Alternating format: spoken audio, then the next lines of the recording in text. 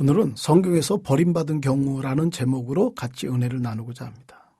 성경에서 버림받은 경우는 성도가 성도 구실을 하지 못할 때 버림받습니다. 마태복음 5장 13절에는 너희는 세상의 소금이니 소금이 만일 그 맛을 잃으면 무엇으로 짜게 하리요.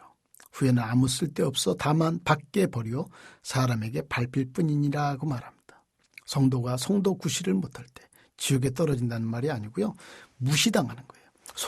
소금의 맛을 잃었어요? 그러면 그 소금을 사람들이 뭘 귀하게 여겼습니까? 소금의 맛을 갖고 있을 때 사람들은 그 소금 때문에 그 귀하게 여기지 않습니까? 근데 소금의 맛을 잃어버렸어요. 짠맛을 잃어버렸어요. 그러면 그 소금이 뭐 필요합니까?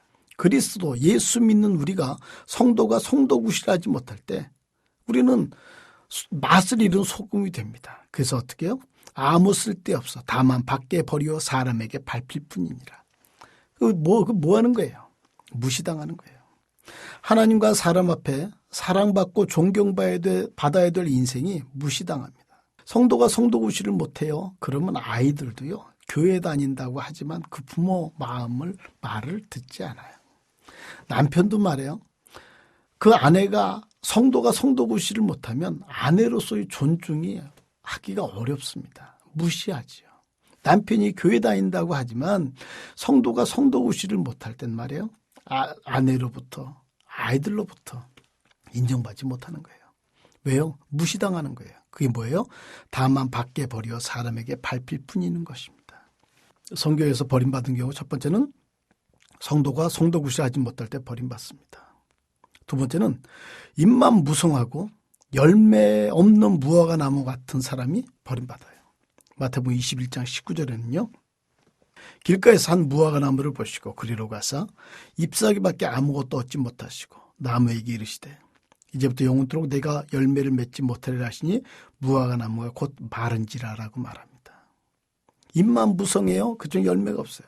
이스라엘에 소금 사과라는 과일이 있습니다. 겉은 주먹만한데 겉은 멋있어요. 파랗고요. 사람이나 동물이 가서 과육이나 육즙을 얻으려고 그 과일을 땁니다. 그 따면 퍽 하고 터져서 씨앗이 훅 날아가요.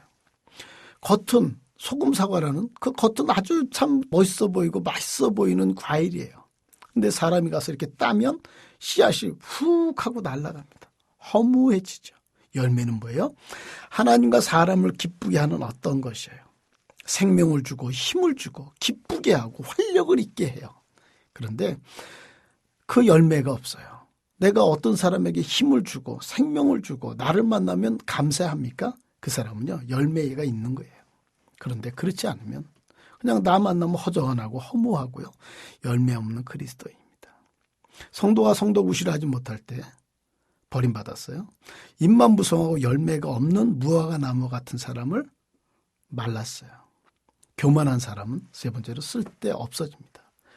베드로전서 5장 5절부터 6절까지 보면요. 하나님이 교만한 자를 대적하시되 겸손한 자들에게 은혜를 주시느니라. 그러므로 하나님의 능하신 손 안에서 겸손하라. 때가 되면 너희를 높이시라고 말합니다. 하나님이 대적하시면 끝난 것입니다.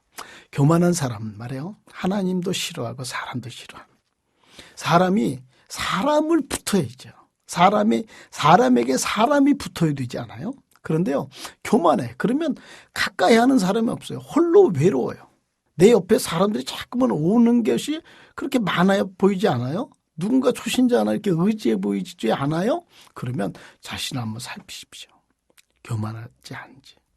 교만한 사람은요. 하나님과 사람에게 쓸모 없어집니다.